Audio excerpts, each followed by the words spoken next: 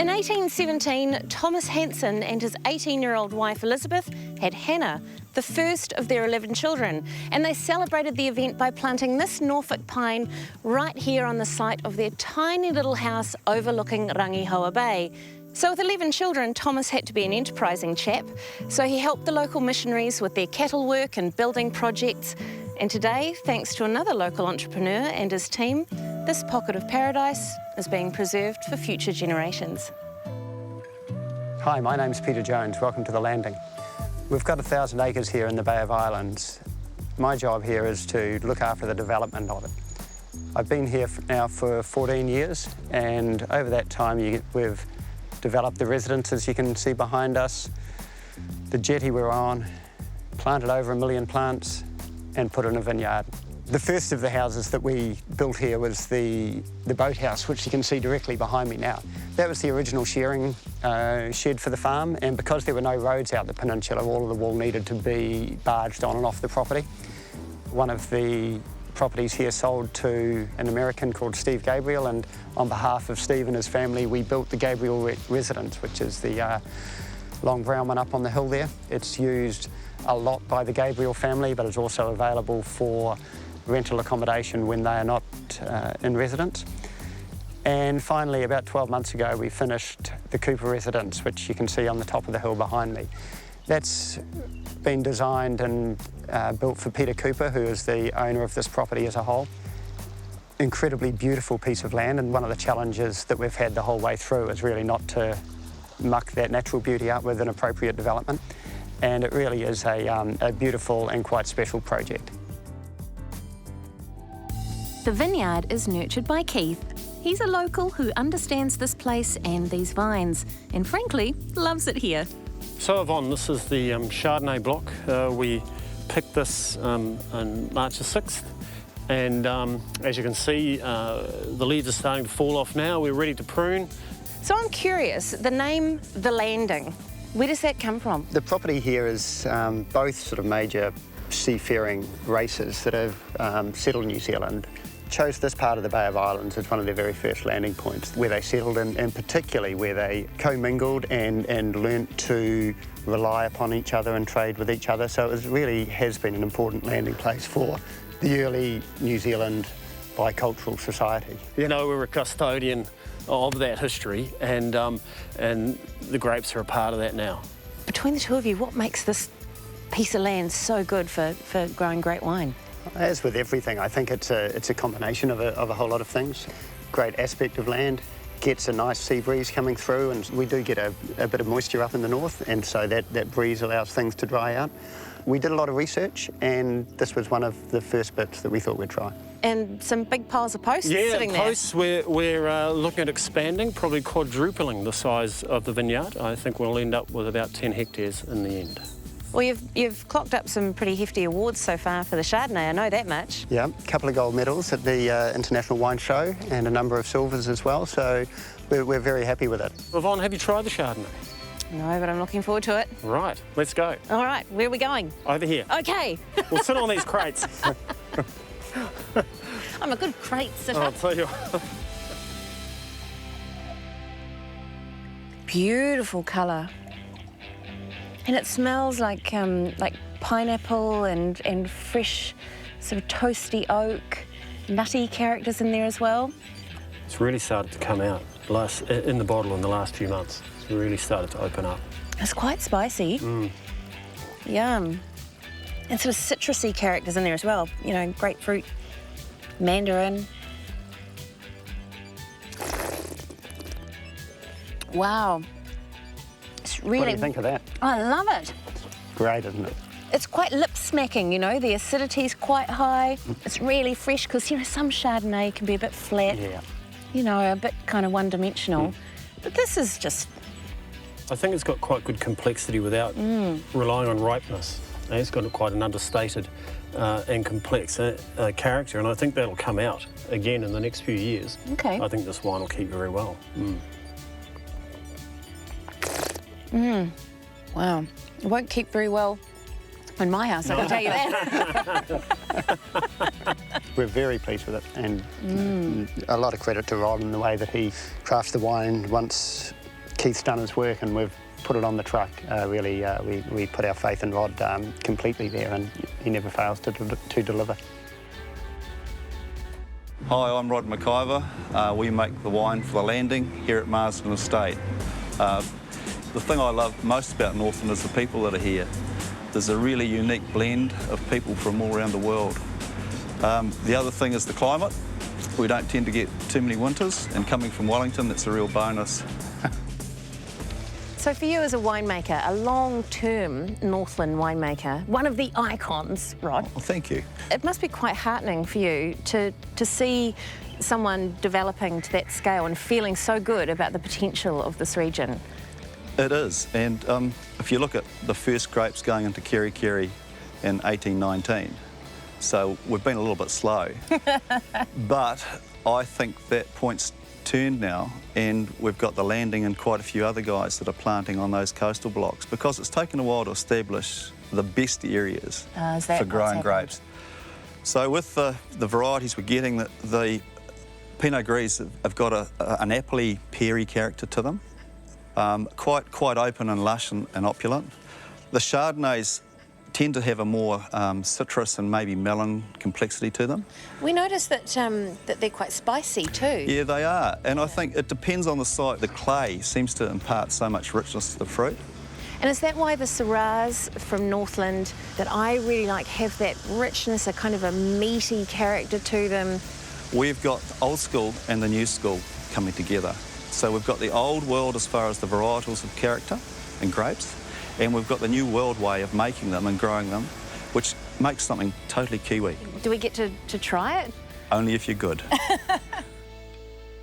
The tasting room at the Cooper residence is tucked away underground at the base of the stone medieval-looking tower.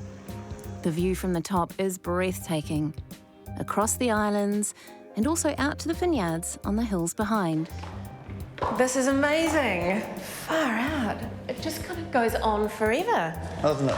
It's the most incredible temperature too. It just feels sort of soothing as soon as you walk in. Oh my goodness. Isn't it beautiful? An absolutely perfect spot to cellar the wine. This is like the stuff of fairy tales. Isn't it magnificent? Oh, it's like a dream space. Isn't it? If I was a bottle of wine, I would be perfectly happy. All the wines are kept at 12 degrees here, which is absolutely perfect for cellaring. It's rather special. It is very special, and so is this wine. It's the 2011 Landing Syrah. Wow, it's so beautiful and gorgeous, dense colour, isn't it? Isn't it? A little bit more colour into it now. It's just starting to get a little bit of reddening as it's ageing. So how's the nose on that opening? The nose is really, really, really different to what I was expecting. What we find with the Landing wines, and I'm just picking up a little bit of it now because I've known this wine since it was an infant, is it's got some of that clover honey on it, but it's changing. It's more integrated, but it's definitely there. And there's a real gamey note to it. It doesn't have all that sort of, you know, bright pepper that we often think, New Zealand Syrah should have. It doesn't have that at all. You know, there's spice and that sort of... A little bit of leather, a little bit of that clover honey. Like seasoned leather. Yeah, the clover honey. Yeah. Almost like a creamy character on the nose. It's quite rich and opulent.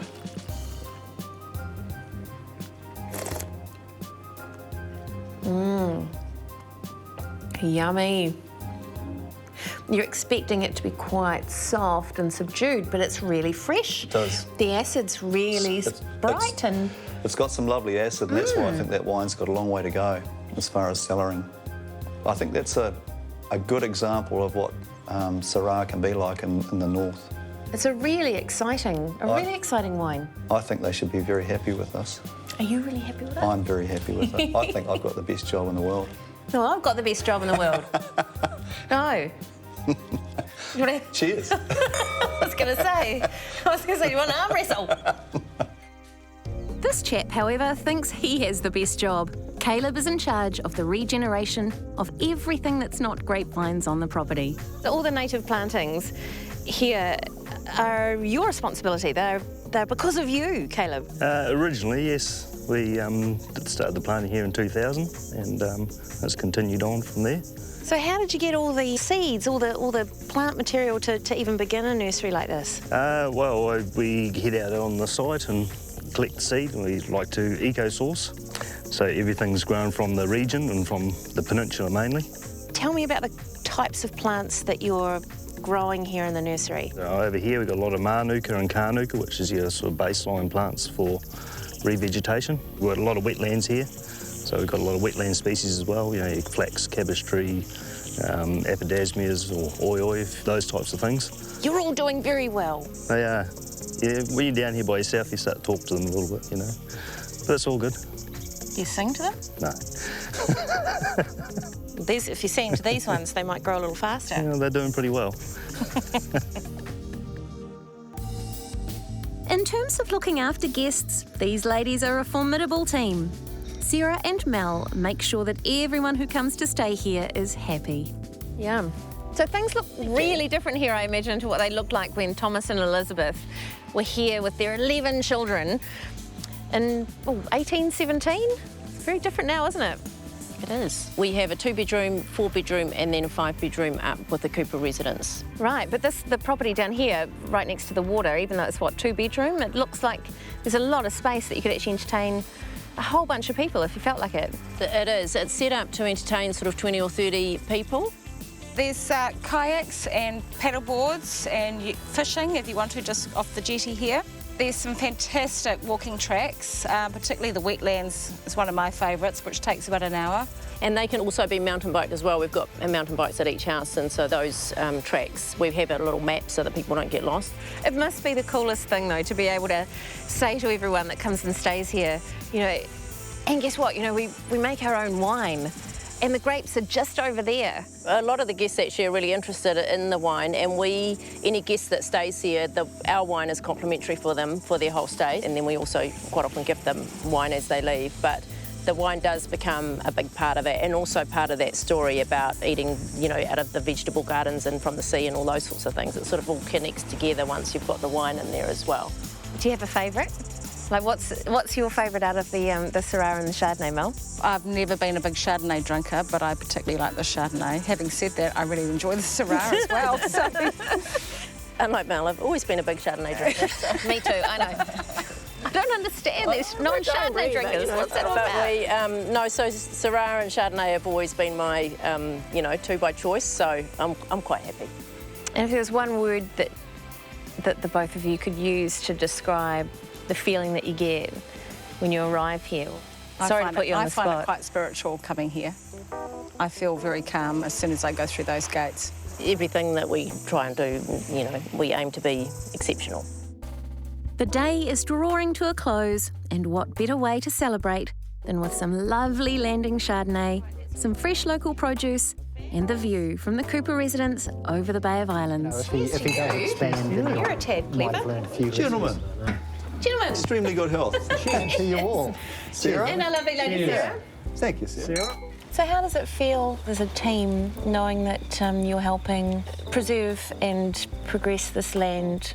There's certainly a responsibility that you can't shirk when it comes with a bit of land, and one of the things that we first became quite clear to Peter Cooper when he came here was that the layers of history on this land could not be ignored, and you had to understand those before you could understand what you were doing going forward. Thank you. You get into the oysters. Yeah. Awesome. Fantastic. We should some muffins at the end of the jetty there today, TJ.